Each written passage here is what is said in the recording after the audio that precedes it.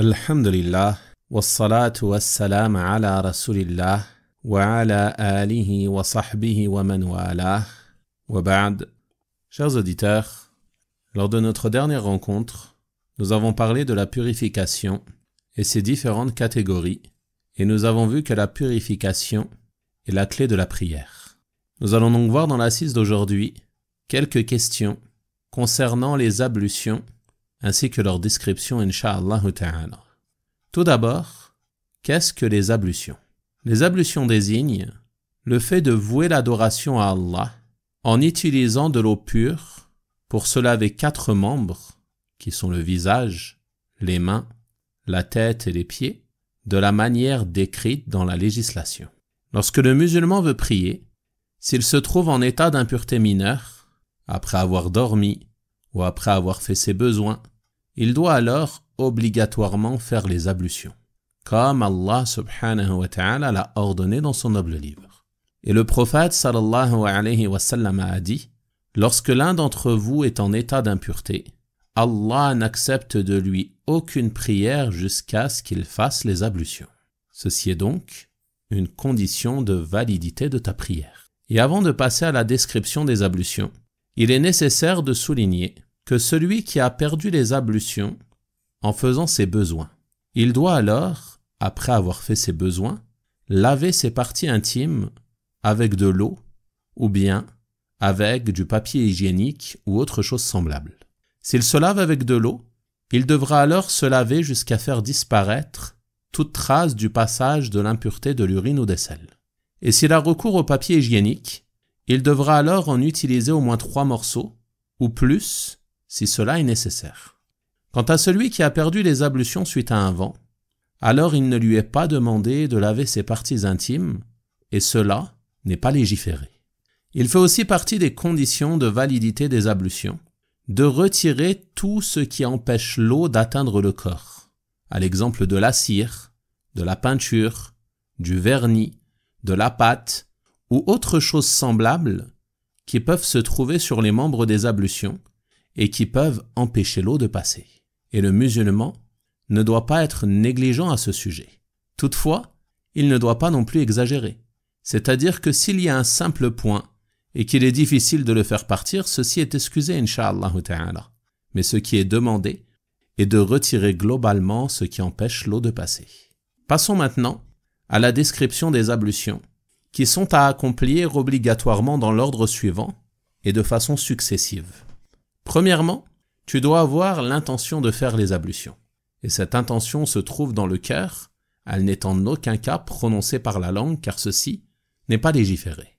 Deuxièmement, tu mentionnes le nom d'Allah en disant Bismillah.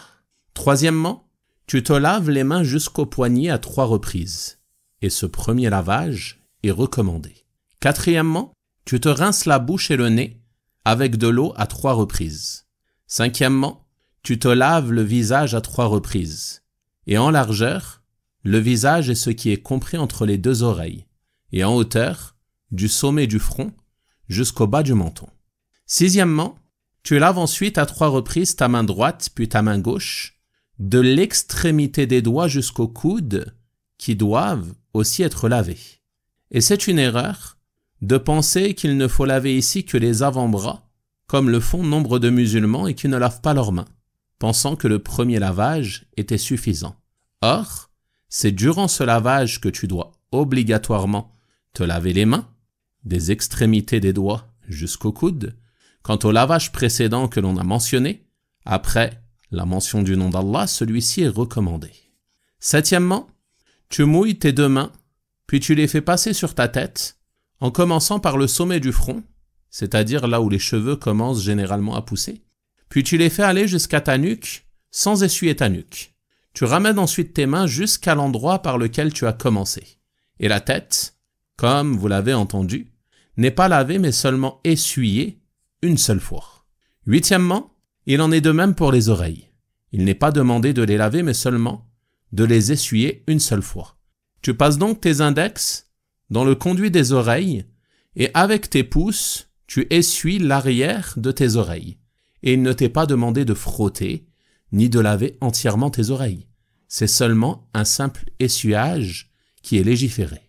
Neuvièmement, tu laves ton pied droit, puis ton pied gauche à 3 reprises, qui sont les derniers membres à laver durant les ablutions. Et il est obligatoire de les laver entièrement, en lavant bien ses talons, en faisant parvenir l'eau entre ses orteils et en les lavant jusqu'aux chevilles qui doivent être incluses dans ce lavage.